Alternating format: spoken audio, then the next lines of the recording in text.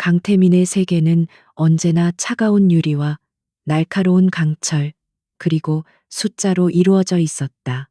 대한민국 최고의 IT 기업 이노베이트 퓨처스의 심장부인 40층 회의실의 공기는 언제나처럼 팽팽한 긴장감으로 가득 차 있었다. 거대한 통유리창 밖으로는 화려하지만 영혼 없는 서울의 스카이라인이 펼쳐져 있었고, 그 풍경을 등지고 앉은 태민의 모습은 마치 도시 전체를 발 아래 둔 포식자처럼 보였다. 그의 검은색 맞춤 정장은 한치의 흐트러짐도 없었고, 차갑게 빛나는 눈빛은 상대방의 가장 깊은 불안감까지 꿰뚫어 보는 듯했다. 회의는 일방적인 학살에 가까웠다. 태민은 경쟁사의 항복 문서를 받아내는 마지막 조율을 하고 있었다. 맞은편에 앉은 중년의 대표는 땀으로 젖은 이마를 닦아내며 거의 애원하는 듯한 목소리로 말했다. 하지만 태민의 표정에는 어떠한 동정심도 감정의 동요도 없었다. 그는 그저 가장 효율적인 방식으로 목표를 달성하는 기계와 같았다. 그의 논리는 칼날 같았고, 그의 제안은 거부할 수 없는 덫이었다. 결국 상대는 모든 것을 포기하고 계약서에 서명했다. 회의가 끝나고 임원들이 흩어지자 야심으로 가득 찬 전무이사 최진혁이 태민에게 다가왔다. 그는 태민보다 나이가 많았지만 언제나 과장된 존경심을 담은 미소를 띠고 있었다. 하지만 그 미소 뒤에는 시기와 질투가 독사처럼 또아리를 틀고 있었다. 최진혁은 태민의 성공이 순전히 운과 냉혹함 덕분이라고 믿었다. 그는 언젠가 그 견고해 보이는 왕좌를 무너뜨리고 자신이 그 자리를 차지할 날을 조용히 기다리고 있는 남자였다. 태민은 최진혁의 아첨을 한 귀로 듣고 한 귀로 흘려버렸다.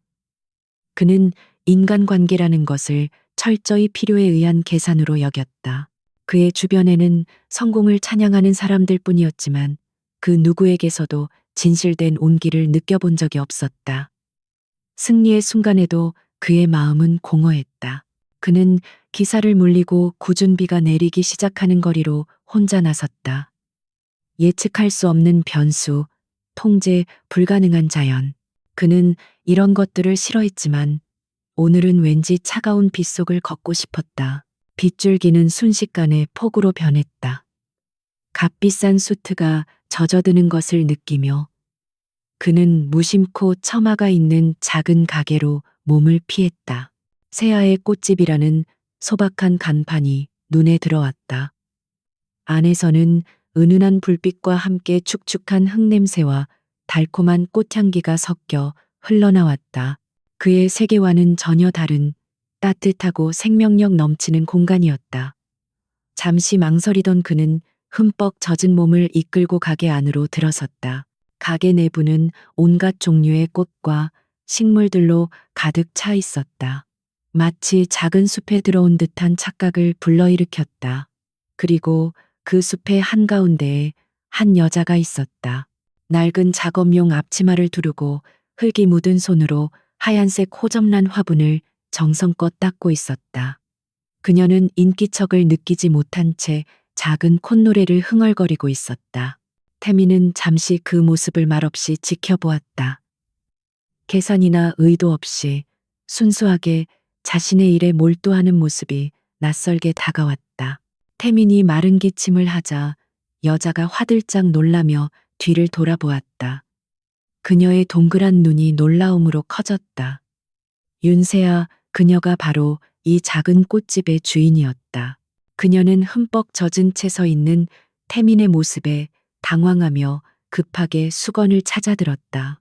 그러다 서두르는 바람에 선반 가장자리에 아슬아슬하게 놓여있던 작은 화분을 팔로 치고 말았다.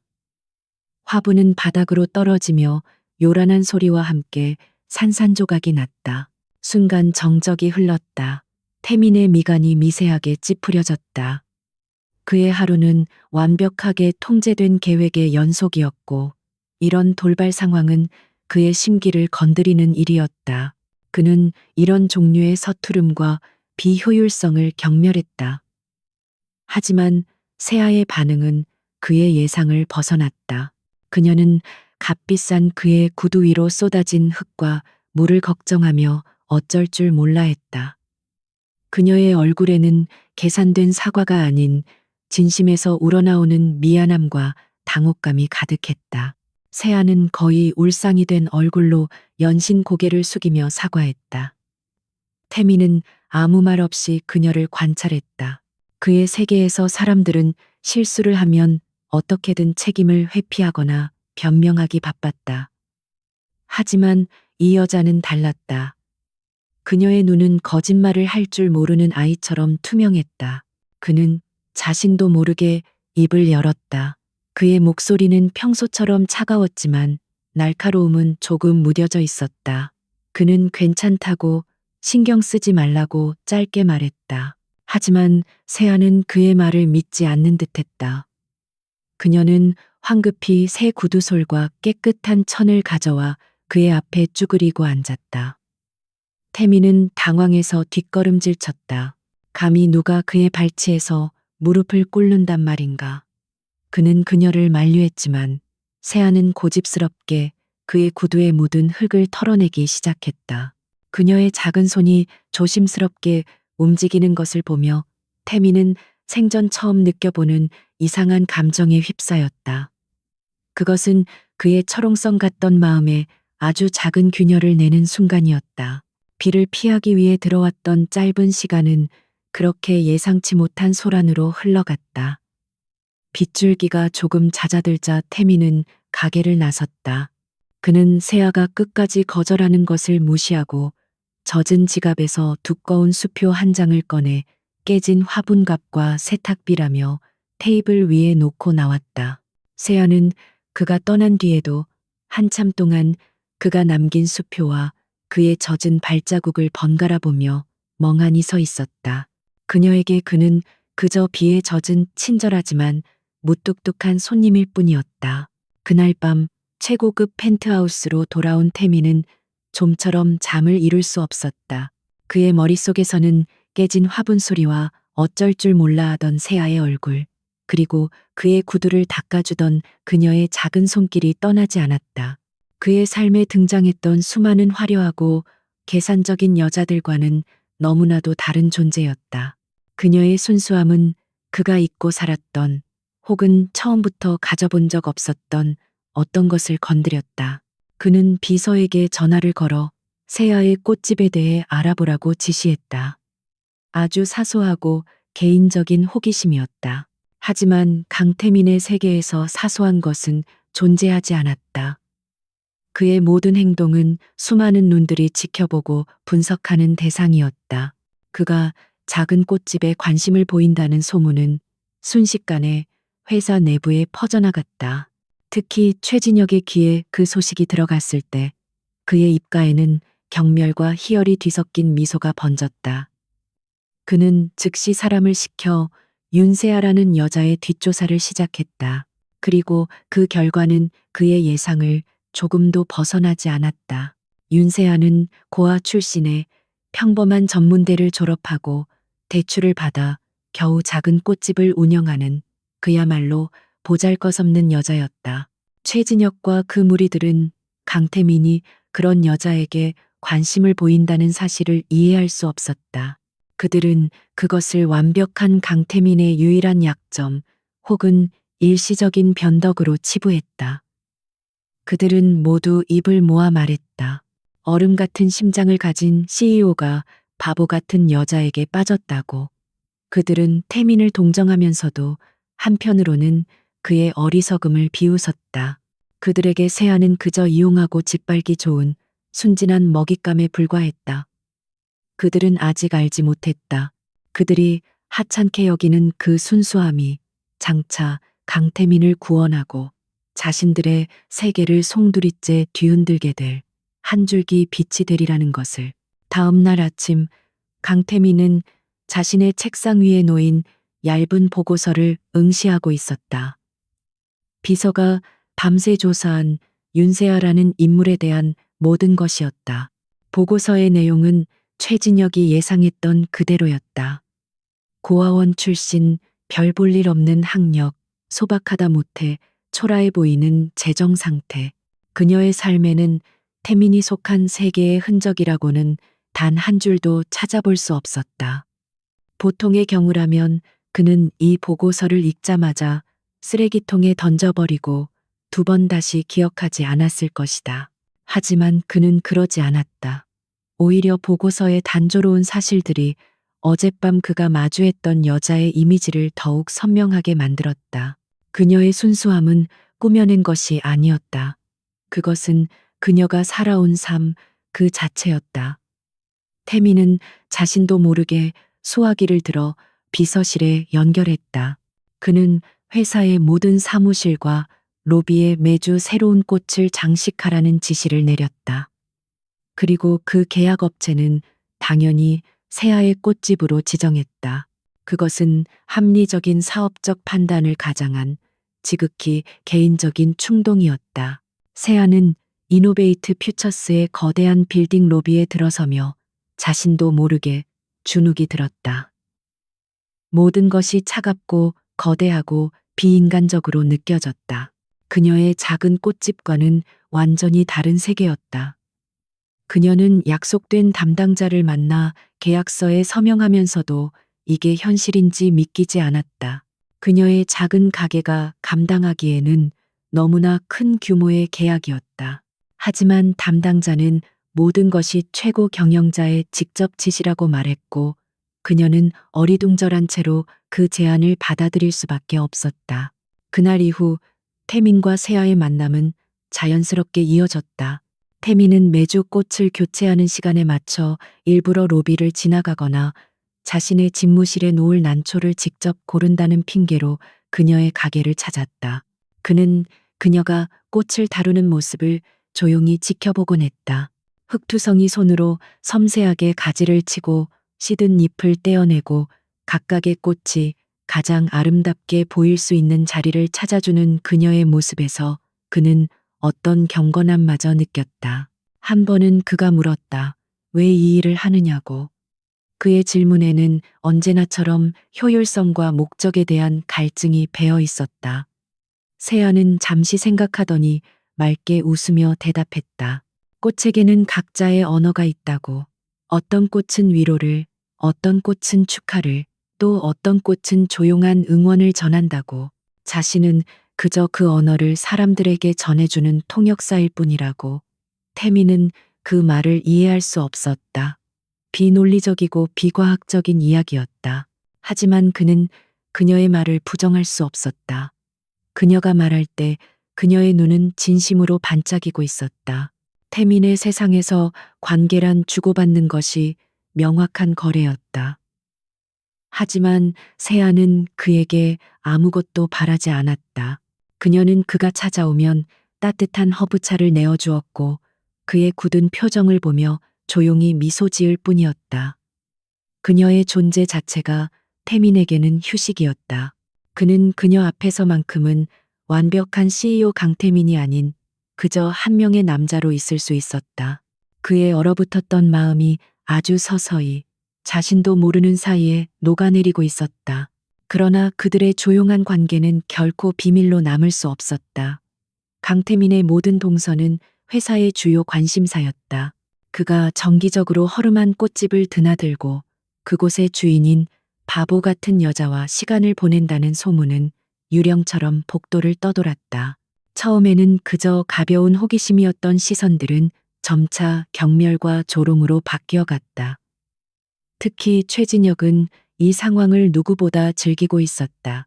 그는 이사들 사이에서 은근슬쩍 우려를 표하는 척하며 소문을 부채질했다.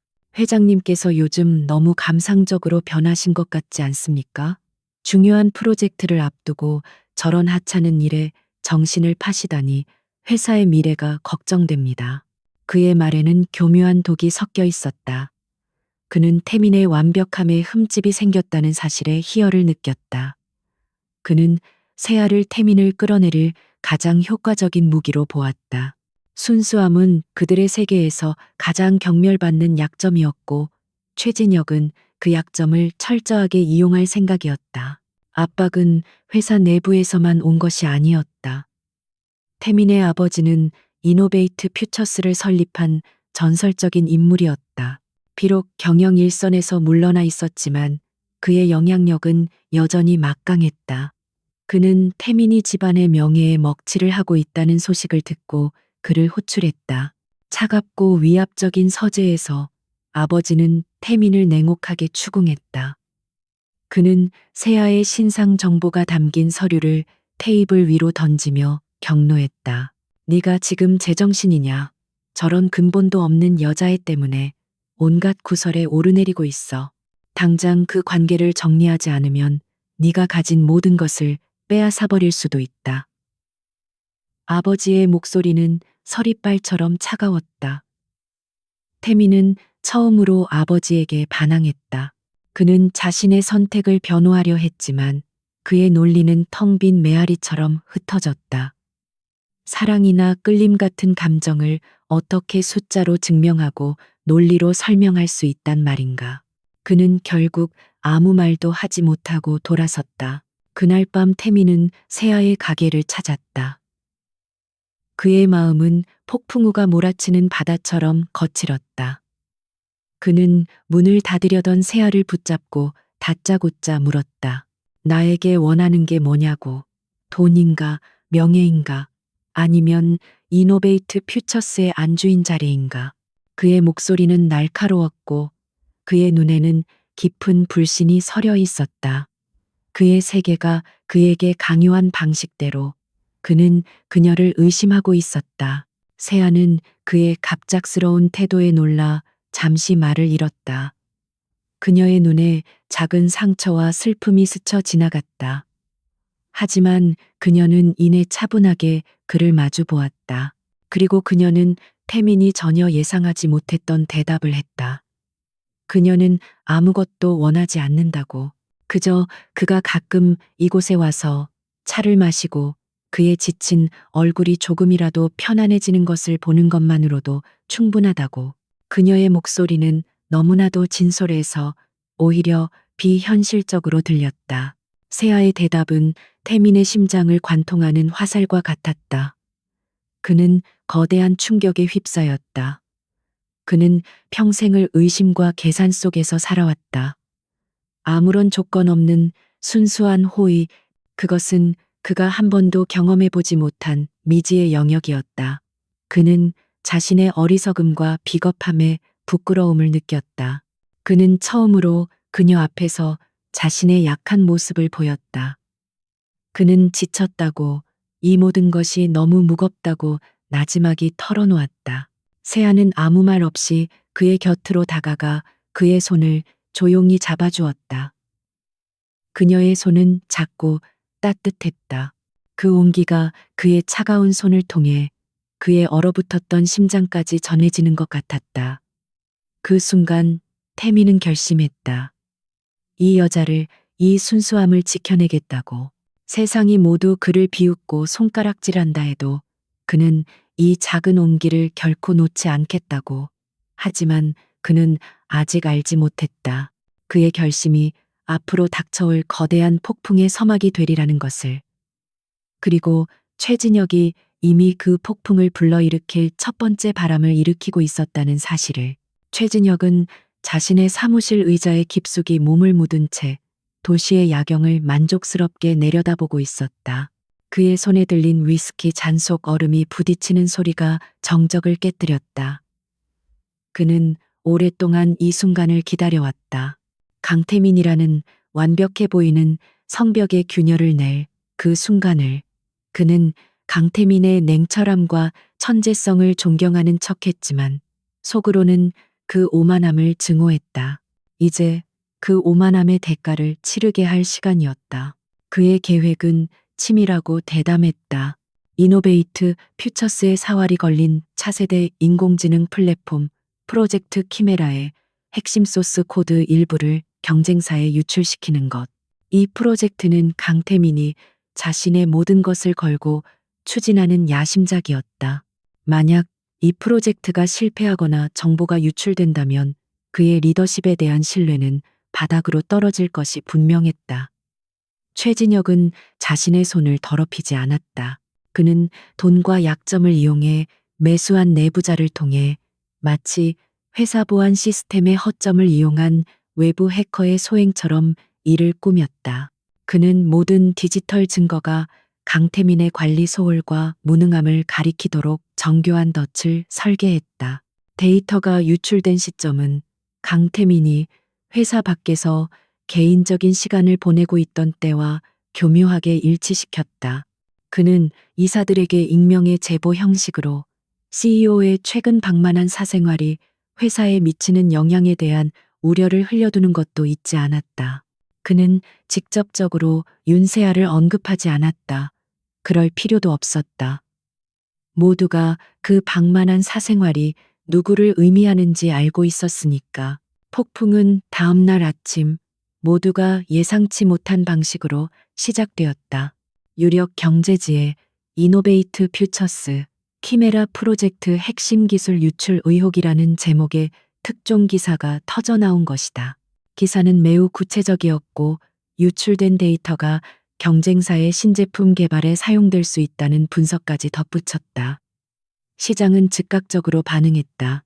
개장과 동시에 이노베이트 퓨처스의 주가는 수직으로 곤두박질 쳤고 투자자들의 문의 전화가 빗발쳤다. 강태민은 자신의 집무실에서 모니터를 응시하며 주먹을 불끈 쥐었다. 그의 얼굴은 분노로 굳어 있었다. 이것은 단순한 사고가 아니었다. 명백히 그를 겨냥한 잘 짜인 공격이었다. 그의 머릿속은 복잡한 수식처럼 빠르게 돌아갔다. 누가, 어떻게, 왜? 수많은 질문이 떠올랐지만 당장은 답을 찾을 수 없었다. 그는 즉시 비상대책팀을 소집하고 긴급 이사회를 열 것을 지시했다. 그의 목소리는 강철처럼 차가웠지만 그 안에는 미세한 균열이 느껴졌다. 긴급 이사회는 마치 재판정 같았다.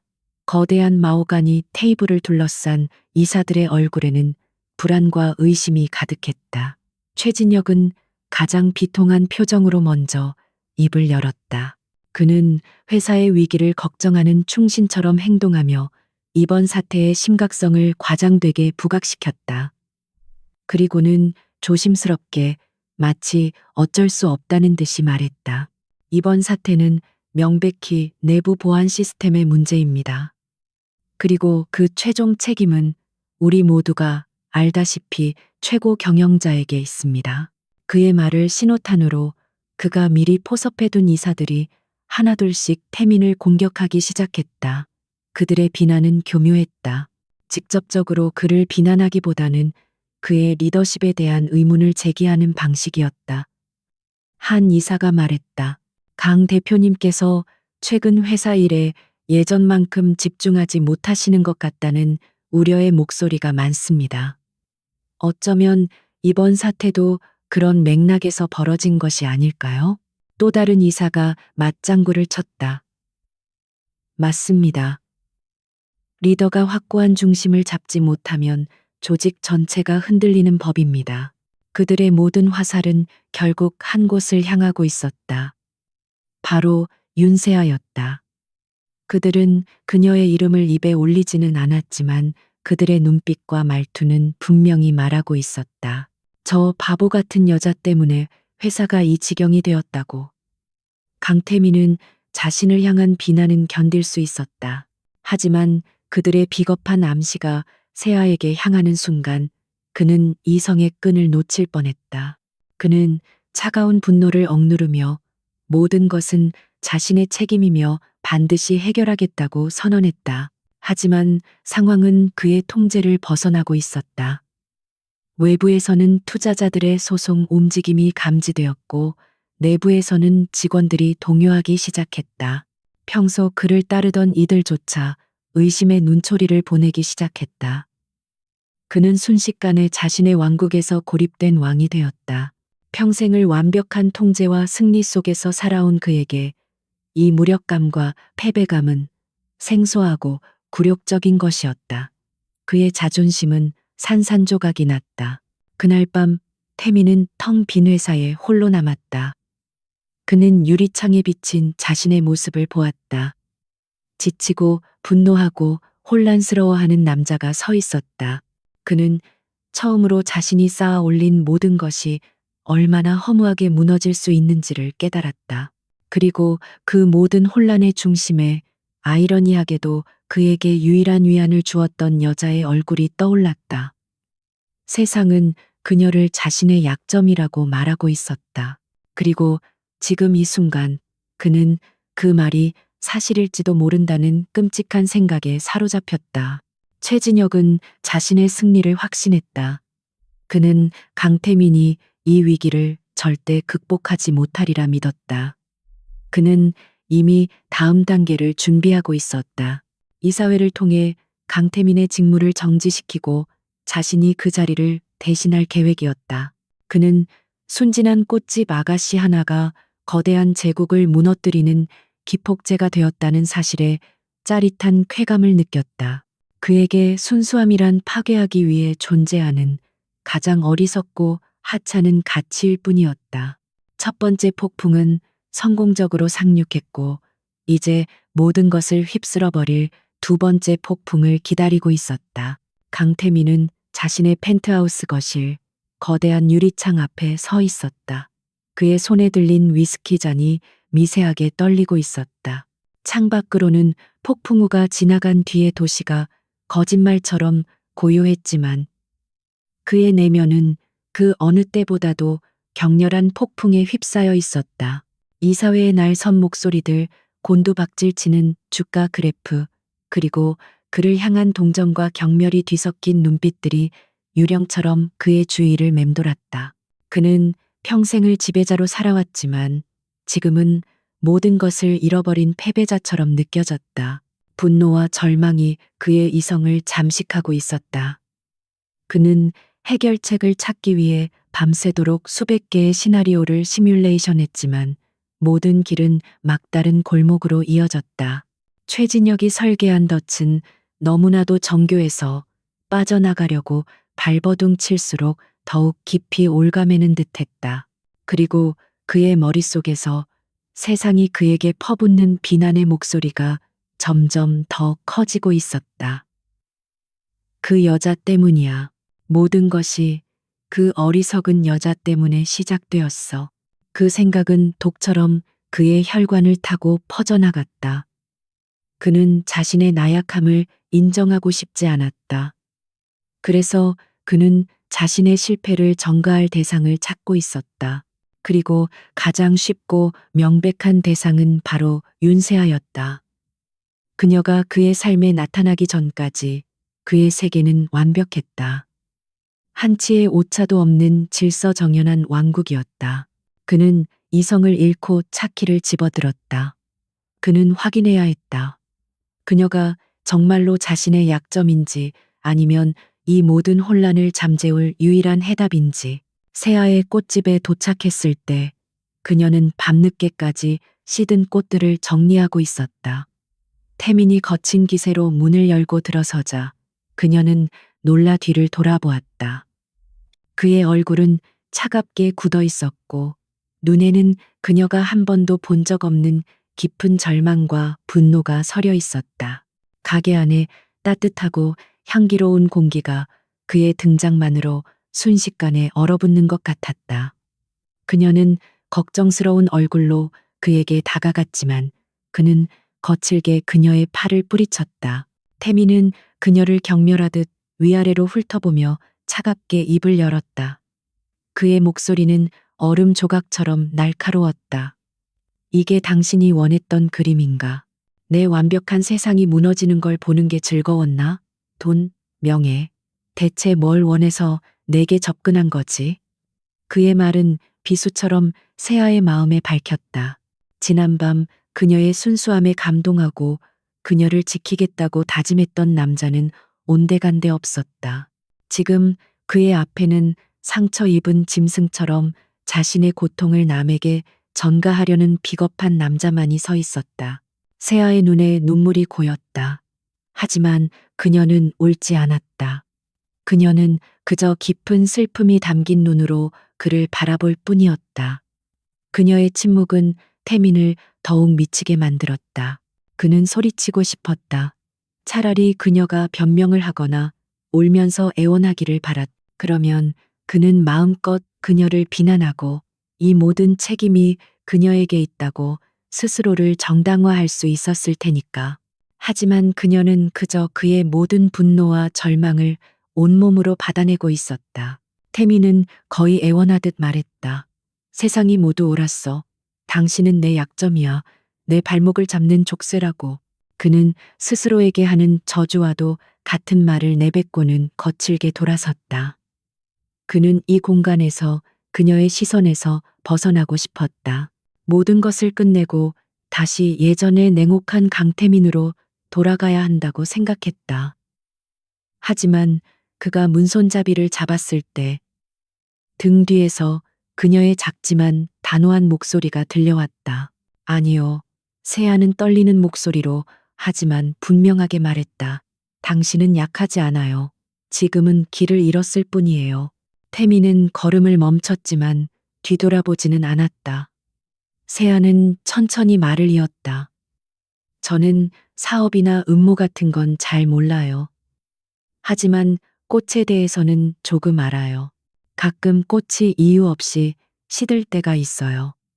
사람들은 잎이 문제라고 생각해서 잎에만 물을 주죠. 하지만 진짜 원인은 보이지 않는 땅속 뿌리를 갉아먹는 벌레 때문일 때가 많아요. 그녀의 말은 너무나도 단순했다. 비유는 유치할 정도로 소박했다. 하지만 그 어떤 논리적인 분석이나 날카로운 조언보다도 더 강력하게 태민의 심장을 울렸다. 뿌리를 갉아먹는 벌레. 그는 지금까지 현상에만 자신을 향한 비난의 화살을 막아내는 데에만 급급했다. 그는 단 한 번도 이 사태의 근본적인 원인, 즉 내부의 벌레를 찾아낼 생각은 하지 못했다. 그는 그저 자신의 약점이라고 지목된 세아를 탓하며 현실을 외면하고 있었을 뿐이다. 태미는 천천히 몸을 돌려 그녀를 바라보았다. 그녀의 눈물 어린 눈에는 그에 대한 원망이 아닌 흔들림 없는 믿음이 담겨 있었다. 세상 모두가 그를 비난하고 의심할 때 이 보잘것없는 여인만이 그의 본질을 꿰뚫어 보고 있었다. 그녀는 그의 성공이나 부를 본 것이 아니었다. 그녀는 그의 안에 있는 강인함과 지금은 길을 잃고 헤매는 그의 진짜 모습을 보고 있었다. 그 순간 그의 마음을 짓누르던 거대한 분노와 절망의 성벽이 와르르 무너져 내렸다. 그는 힘없이 그녀의 앞에 주저앉았다. 그의 어깨가 가늘게 떨리고 있었다. 그는 처음으로 자신의 나약함을, 자신의 어리석음을 인정했다. 그는 낮은 목소리로 사과했다. 미안하다고, 내가 틀렸다고. 세아는 그의 곁으로 다가와 말없이 그의 등을 토닥여 주었다. 그녀의 작은 손길에서 그는 그 어떤 말보다도 더 큰 위로를 느꼈다. 그녀는 그를 구원하고 있었다. 세상의 조롱과 비난으로부터가 아니라 자기 자신을 파괴하려던 어리석음으로부터 그를 구해내고 있었다. 한참의 시간이 흐른 뒤 태민은 자리에서 일어났다. 그의 눈은 다시 예전처럼 차갑게 빛나고 있었다. 하지만 그 차가움은 더 이상 절망과 분노의 색이 아니었다. 그것은 모든 혼란을 꿰뚫어보고 목표를 정확히 조준하는 사냥꾼의 냉철함이었다. 그는 더 이상 흔들리지 않았다. 그는 이제 자신이 싸워야 할 진짜 적이 누구인지, 그리고 무엇을 해야 하는지 명확하게 알았다.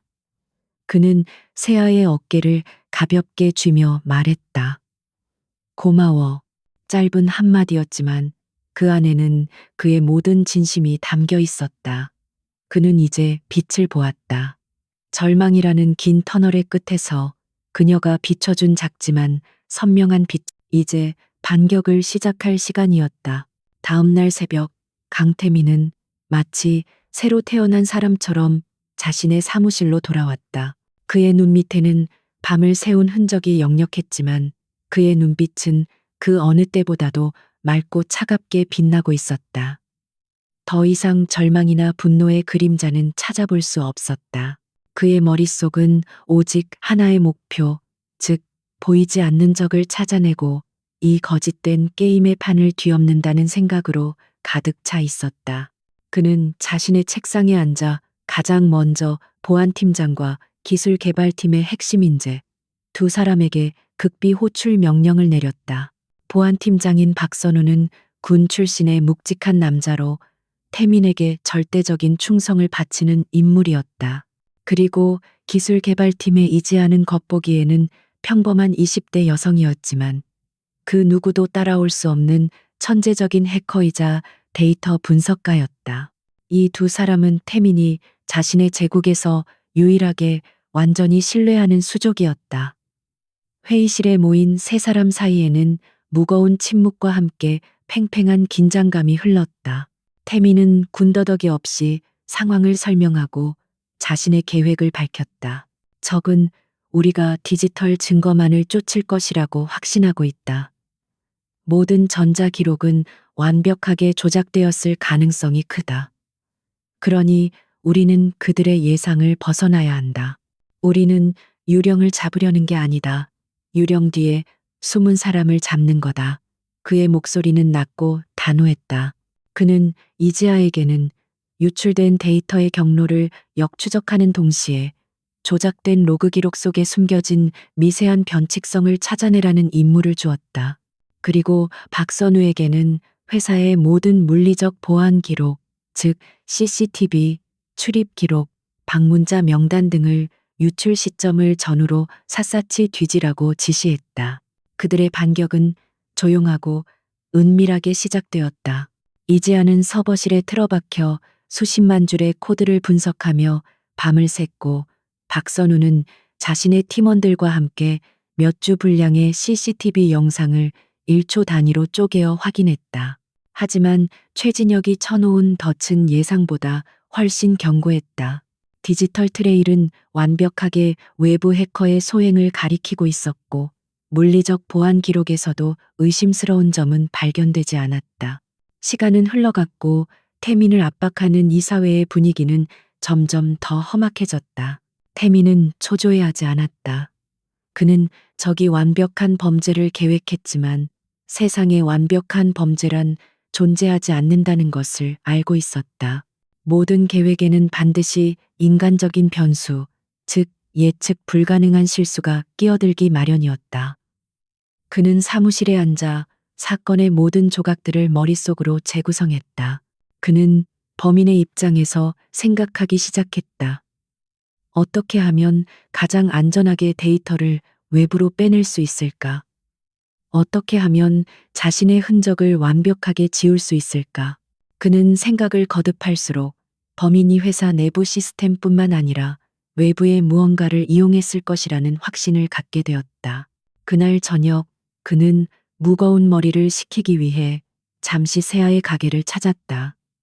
그는 회사 일에 대해 아무 말도 하지 않았다. 그저 그녀가 라벤더 가지를 다듬는 모습을 조용히 바라보며 그녀가 내어주는 따뜻한 차를 마실 뿐이었다. 그녀의 존재만으로도 그의 복잡한 마음이 차분하게 가라앉는 것을 느꼈다. 세아는 그의 지친 기색을 눈치챘지만 아무것도 묻지 않았다. 대신 그녀는 그를 위로하려는 듯 밝은 목소리로 자신의 소소한 일상 이야기를 꺼냈다. 얼마 전에 되게 이상한 배달을 했어요. 이노베이트 퓨처스 빌딩이었는데 받는 분이 꼭 자기가 지정한 퀵서비스 업체를 써달라고 신신당부를 하더라고요. 보통은 저희 거래처를 이용하는데 말이죠. 그래서 조금 번거로웠어요. 배달 간 김에 최진혁 전무님 사무실 근처에도 꽃을 교체하러 갔었는데 어떤 직원 한 분이 엄청 창백한 얼굴로 서류 뭉치를 들고 어디론가 급하게 가시더라고요. 꼭 뭐에 쫓기는 사람처럼요. 세아는 그저 무심코 던진 말이었다. 그녀는 자신이 지금 내뱉은 말이 거대한 음모의 판도를 바꿀 결정적인 단서가 되리라고는 상상조차 하지 못했다. 하지만 그 순간 태민의 머릿속에서 흩어져 있던 모든 퍼즐 조각들이 번쩍하며 하나의 그림으로 맞춰졌다. 지정된 퀵서비스 업체, 창백한 얼굴의 직원. 그는 지금까지 디지털과 물리적 보안이라는 회사 내부의 틀 안에서만 생각하고 있었다. 하지만 만약 범인이 외부 업체를 통해 물리적인 데이터 저장 장치를 직접 전달했다면 그는 즉시 박선우에게 연락했다. 그는 세아가 말했던 그날 그 시간대에 회사를 출입했던 모든 퀵서비스 업체의 기록을 확인하라고 지시했다. 특히 최진혁이 지정했다는 그 업체를 집중적으로 조사하라고 명령했다. 동시에 이지아에게는 최진혁의 비서와 그 주변 인물들의 최근 통신 기록 및 금융거래 내역에 대한 데이터 마이닝을 지시했다. 그의 목소리에는 다시 활기와 확신이 넘쳐 흘렀다. 그는 드디어 뱀의 꼬리를 잡은 것이다. 결과는 놀라웠다. 박선우의 팀은 최진혁이 비공식적으로 고용한 퀵서비스 업체가 그날 회사에 출입한 사실을 확인했다. 그들은 일반 방문객으로 위장하고 있었기에 초기 조사에서는 걸러지지 않았던 것이다. CCTV를 정밀 분석한 결과 최진혁의 비서가 지하 주차장에서 퀵서비스 기사에게 작은 봉투를 건네는 흐릿한 장면이 포착되었다. 동시에 이지아는 그 비서가 거액의 빚에 시달리고 있었으며 최근 그의 가족 계좌로 출처가 불분명한 큰돈이 입금된 사실을 밝혀냈다. 모든 것이 명확해졌다. 최진혁은 자신의 비서를 협박하고 매수하여 그를 통해 키메라 프로젝트의 소스 코드가 담긴 USB를 외부로 빼돌린 것이었다. 그리고 그 USB는 경쟁사가 아닌 제3의 페이퍼 컴퍼니로 보내졌다. 그 회사의 실소유주를 추적하자 마침내 최진혁의 이름이 드러났다. 그는 데이터를 경쟁사에 팔아넘기는 대신 자신이 직접 회사를 차려 더 큰 이익을 챙기려는 훨씬 더 탐욕스러운 계획을 꾸미고 있었던 것이다. 태미는 자신의 손에 들린 명백한 증거들을 내려다보았다.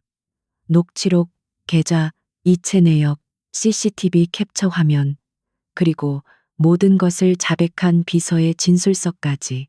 그는 차가운 미소를 지었다. 최진혁은 자신이 완벽한 계획을 세웠다고 믿었을 것이다. 하지만 그는 가장 중요한 한 가지를 간과했다. 바로 세상에서 가장 순수하다고 여겼던 한 여자의 기억 속에 자신의 모든 계획을 무너뜨릴 작은 실마리가 숨어 있었다는 사실을. 이제 사냥은 끝났다. 남은 것은 심판의 시간뿐이었다. 태미는 비상 이사회 소집을 요청했다. 최진혁의 가면을 벗겨낼 마지막 무대가 준비되고 있었다. 이노베이트 퓨처스의 40층 이사회 회의실은 폭풍전야처럼 무겁고 긴장된 공기로 가득 차 있었다. 거대한 테이블을 둘러싼 이사들의 얼굴에는 각기 다른 계산과 불안감이 교차했다.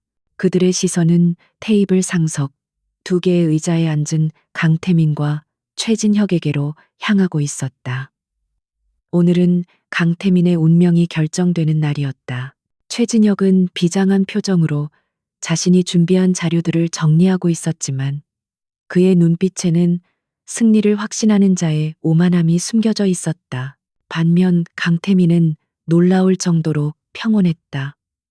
그는 그저 팔짱을 낀 채 눈을 감고 있었다. 마치 이 모든 소란이 자신과는 아무런 상관이 없다는 듯한 태도였다. 몇몇 이사들은 그의 그런 모습을 보며 이미 모든 것을 포기한 자의 체념이라고 수군거렸다. 그들은 곧 시작될 처형식에서 자신들이 어느 편에 서야 가장 큰 이익을 얻을 수 있을지를 마지막으로 저울질하고 있었다. 마침내 회의 시작을 알리는 의장의 목소리가 회의실의 정적을 깨뜨렸다. 최진혁이 먼저 자리에서 일어났다. 그는 준비한 프레젠테이션을 스크린에 띄우며 비통하고 웅변적인 어조로 연설을 시작했다. 그는 이번 기술 유출 사태가 회사에 끼친 막대한 손실을 그래프와 숫자로 보여주며 이사들의 불안감을 극대화했다. 그리고 그는 모든 원인이 강태민의 독단적이고 방만한 경영, 그리고 그의 사적인 문제로 인한 리더십의 공백 때문이라고 결론 내렸다. 그는 마치 정의의 사도인 양 목소리를 높였다. 존경하는 이사 여러분. 우리는 더 이상 이노베이트 퓨처스의 명성과 미래가 한 사람의 개인적인 실패 때문에 무너지는 것을 지켜보고만 있을 수는 없습니다. 지금은 회사를 위해 결단을 내려야 할 때입니다. 저는 오늘 강태민 대표이사의 직무를 정지하고 사태가 수습될 때까지 제가 그 직무를 대행할 것을 긴급 안건으로 제안하는 바입니다. 그의 말이 끝나자 그가 미리 포섭해둔 이사들이 약속이라도 한 듯 박수를 치며 동의를 표했다. 분위기는 완전히 최진혁에게로 넘어간 듯 보였다. 의장이 무거운 표정으로 강태민에게 발언 기회를 주었다. 강태민 대표, 이 안건에 대해 하실 말씀이 있으십니까? 모두의 시선이 그에게 쏠렸. 그가 어떤 변명을 할지 혹은 어떻게 무너질지를 기대하는 눈빛들이었다. 그 순간 태민은 천천히 눈을 떴다. 그의 입가에 희미한 그러나 얼음처럼 차가운 미소가 걸려 있었다. 그는 자리에서 일어나지 않은 채 나지막하지만 회의실 전체를 울리는 목소리로 말했다. 최진혁 전무의 연설 아주 감명 깊게 들었습니다. 하지만 몇 가지 사실관계를 바로잡을 필요가 있겠군요. 태민은 자신의 개인 단말기를 회의실 중앙 스크린에 연결했다. 최진혁의 프레젠테이션 화면이 사라지고 스크린에는 하나의 음성 파일이 나타났다. 태민이 재생 버튼을 누르자 회의실에는 최진혁과 그의 비서가 나누는 비밀스러운 대화가 울려 퍼졌다. 그것은 최진혁이 자신의 비서에게 USB를 전달하며 협박하고 회유하는 내용이 담긴 명백한 범죄의 증거였다. 최진혁의 얼굴이 순식간에 새하얗게 질렸다. 그는 자리에서 벌떡 일어나 소리쳤다. 이건 조작이야. 말도 안 되는 음해다. 하지만 태민은 그의 발악에 아랑곳하지 않고 다음 증거를 화면에 띄웠다. 그것은 비서의 가족 계좌로 거액이 입금된 은행거래 내역서였다. 그리고 그 돈의 출처는 최진혁이 소유한 유령 회사의 계좌로 명확하게 표시되어 있었다. 이어서 화면에는 지하 주차장 CCTV 영상이 재생되었다. 흐릿했지만 비서가 퀵서비스 기사에게 봉투를 건네는 장면이 분명하게 보였다. 이사들은 충격에 휩싸여 웅성거리기 시작했다. 그들이 믿었던 충신, 최진혁의 가면이 한꺼풀씩 벗겨지는 순간이었다. 태민의 공격은 거기서 멈추지 않았다. 그는 마지막으로 모든 것을 자백하는 비서의 영상 진술서를 재생했다. 영상 속에서 비서는 눈물을 흘리며 최진혁의 모든 범행 계획과 그가 경쟁사가 아닌 자신만의 회사를 차려 더 큰 야욕을 채우려 했다는 사실까지 낱낱이 폭로했다. 모든 증거가 공개되자 회의실은 물을 끼얹은 듯 조용해졌다. 이제 모든 시선은 경멸과 혐오를 담아 최진혁에게로 향했다. 최진혁은 온몸을 부들부들 떨며 주저앉았다.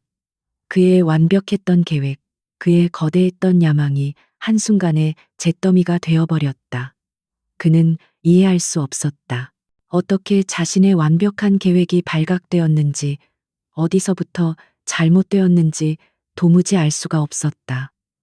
그는 붉게 충혈된 눈으로 태민을 노려보며 거의 절규하듯 외쳤다. 어떻게 네가 이걸 다? 태민은 마침내 자리에서 일어났다. 그는 천천히 최진혁에게로 다가가 그의 귓가에 오직 그만이 들을 수 있는 목소리로 속삭였다. 네가 완벽하다고 믿었던 그 계획에는 한 가지 허점이 있었어. 넌 세상에서 가장 순수하고 하찮다고 여겼던 존재의 힘을 너무 얕봤던 거지.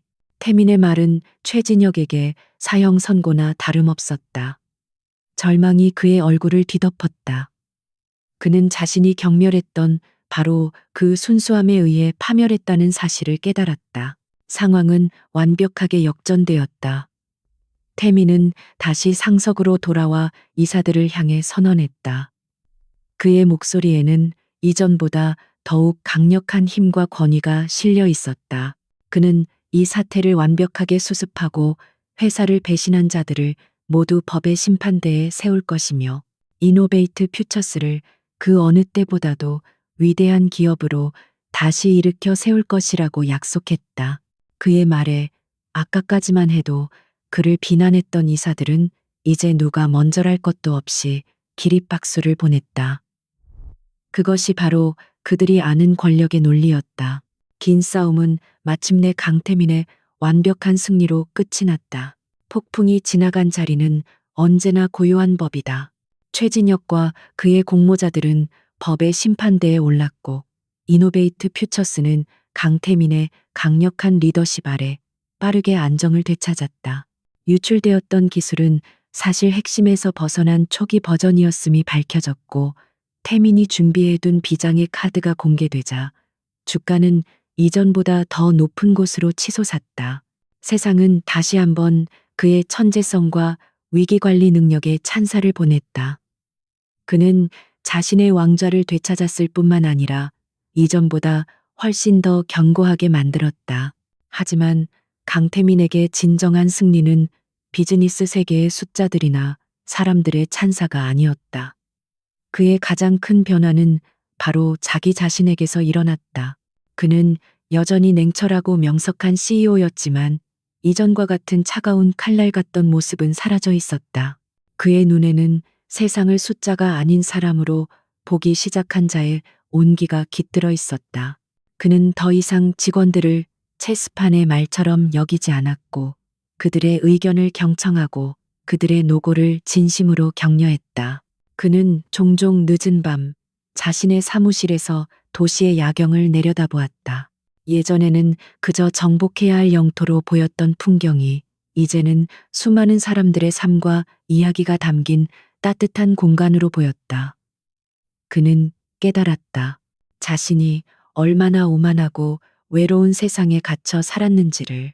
윤세아라는 작은 빛이 그의 견고한 성벽을 허물고 들어오지 않았다면 그는 최진혁에게 패배해서가 아니라 자기 자신의 공허함 속에서 스스로 무너져 내렸을 것이었다. 몇 주 후 이노베이트 퓨처스는 창립 기념 행사를 열었다. 수많은 정재계 인사들과 언론이 모인 화려한 연회장이었다. 그날의 주인공은 단연 강태민이었다.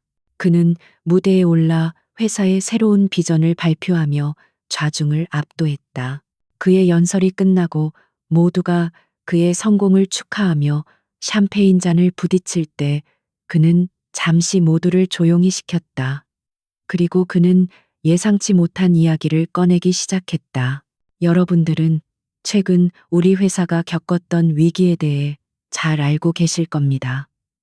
그리고 그 위기의 원인에 대해 떠돌던 수많은 소문들에 대해서도 들어보셨을 겁니다. 그의 목소리는 차분했지만 그 안에는 누구도 거스를 수 없는 힘이 담겨 있었다. 연회장은 순간 조용해졌다. 많은 사람들이 제가 어떤 어리석은 여자에게 빠져 회사를 위기에 빠뜨렸다고 비웃고 동정했습니다. 오늘 저는 그 소문에 대한 진실을 말씀드리고자 합니다. 그는 스크린을 가리켰다. 화면에는 화려한 그래프나 데이터가 아닌 새하의 꽃집이라는 소박한 간판을 단 작은 가게의 사진이 떠올랐다. 그리고 그 옆에는 흙이 묻은 앞치마를 두른 채 환하게 웃고 있는 윤세아의 사진이 나타났다. 이 사람이 바로 그 소문의 주인공입니다. 세상은 그녀를 어리석다고 말했지만 그들은 틀렸습니다. 그녀의 순수함은 어리석음이 아니었습니다. 그것은 복잡한 계산과 탐욕 속에서 우리가 잃어버린 가장 근원적인 지혜였습니다. 태민은 담담하게 말을 이었다. 자신이 얼마나 절망의 끝에 서 있었는지, 그리고 그녀의 조건 없는 믿음과 단순한 진실이 어떻게 자신을 구원했는지를. 그는 그녀가 무심코 던진 한마디가 어떻게 거대한 음모의 실마리를 푸는 열쇠가 되었는지를 설명했다. 그녀는 제 약점이 아니었습니다. 그녀는 저의 구원이었습니다. 그녀는 이 차가운 강철의 세계에 진정한 가치가 무엇인지를 가르쳐 주었습니다. 그의 고백은 그 어떤 비전 발표보다도 더 큰 울림을 주었다. 사람들은 더 이상 그를 동정하지 않았다. 오히려 그가 가진 진정한 행운을 부러워하는 눈빛으로 바라보았다. 연설을 마친 태민은 그 누구와도 인사하지 않고 연회장을 빠져나왔다. 그의 발걸음은 망설임 없이 세아의 꽃집으로 향했다. 가게 안에서는 세아가 라디오에서 흘러나오는 조용한 음악을 들으며 꽃을 정리하고 있었다. 그녀는 이미 뉴스를 통해 그의 연설을 들은 뒤였다. 그녀는 문을 열고 들어서는 태민을 보며 그저 평소처럼 맑게 미소 지었다. 그녀에게 그는 위대한 기업의 CEO가 아니라 여전히 위로가 필요한 한 남자일 뿐이었다. 태민은 그녀의 앞으로 다가가 말없이 그녀를 끌어안았다. 그의 품에서 그는 마침내 완전한 평온을 느꼈다. 그는 더 이상 세상의 평가나 성공의 무게에 얽매이지 않았다. 그는 낮은 목소리로 속삭였다. 세아야, 나와 함께 미래를 만들어주겠어? 나의 세계는 너무 차갑고 외로워. 당신의 온기가, 당신의 향기가 평생 내 곁에 필요해. 그것은 화려한 프로포즈는 아니었지만 그의 모든 진심이 담긴 고백이었다. 세아는 대답 대신 그의 품에 더 깊이 파고들며 조용히 고개를 끄덕였다. 시간이 흘러 사람들은 더 이상 강태민을 냉혈한 천재라고 부르지 않았다. 그는 여전히 위대한 리더였지만 동시에 작은 꽃집을 운영하는 아내를 세상에서 가장 사랑하는 따뜻한 남편으로 더 유명해졌다. 그는 종종 퇴근길에 그녀의 가게에 들러 흙 묻은 그녀의 손을 잡아주었고 함께 저녁을 준비하며 소소한 행복을 나누었다. 그의 세계와 그녀의 세계는 더 이상 분리되어 있지 않았다. 차가운 유리와 강철의 도시는 이제 흙냄새와 꽃향기가 함께하는 따뜻한 보금자리가 되었다. 모두가 바보 같은 여자와 사랑에 빠진 CEO를 불쌍히 여겼지만 결국 그녀의 순수함은 그를 구원했고 나아가 그들의 세상을 더 아름다운 곳으로 만들었다. 진정한 구원은 그렇게 가장 순수한 마음에서부터 시작되었다.